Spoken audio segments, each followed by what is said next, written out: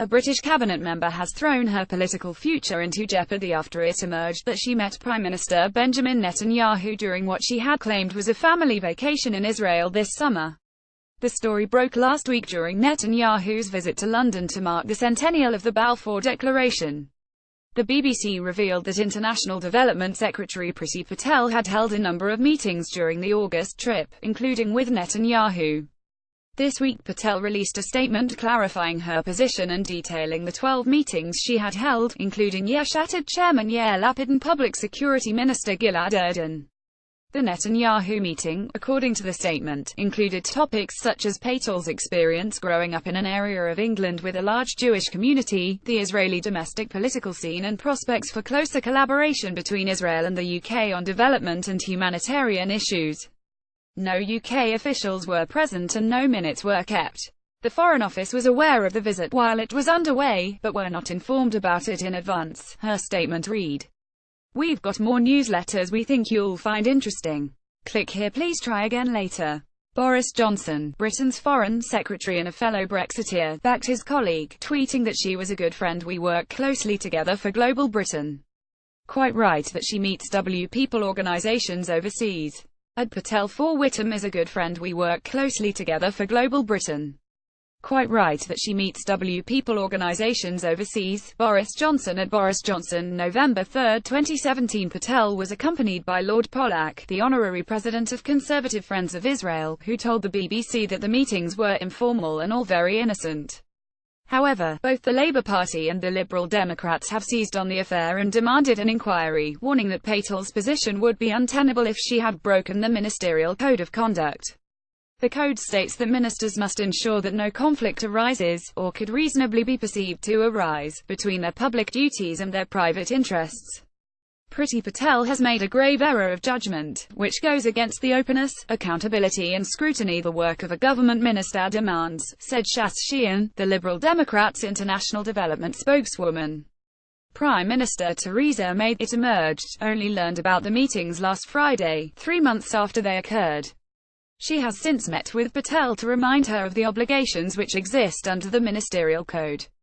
Chris Doyle, the director of the London-based advocacy organisation, the Council for Arab-British Understanding, said Patel's statement didn't stack up.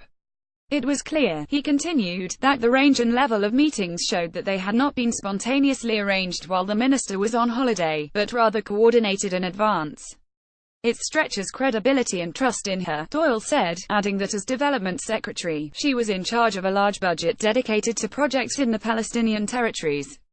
The fact that she had met exclusively with Israelis and neglected to hold talks with any Palestinian representatives showed both a lack of interest and impartiality, he concluded.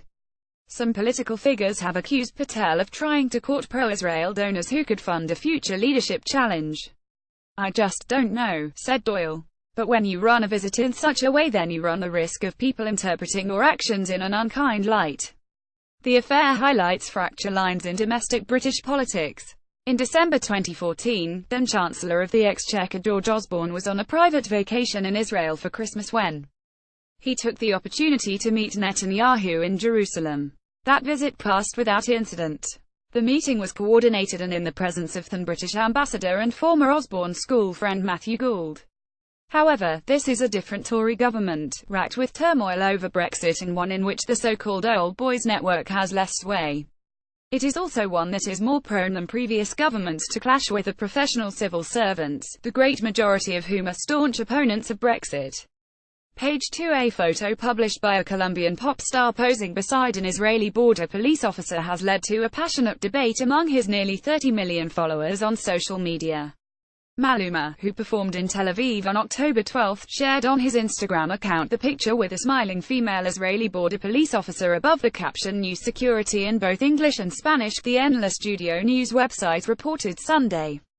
The photo has garnered nearly 1.3 million likes and 28,500 comments, mostly debating Israel and its policies toward the Palestinians. While several followers supported the photo, others wrote messages such as "You lost all your Palestinian fanatics and I am the first of them. Did you ask how many Palestinians she killed before posing for a photo with her and posing with a member of Israel's killer army?"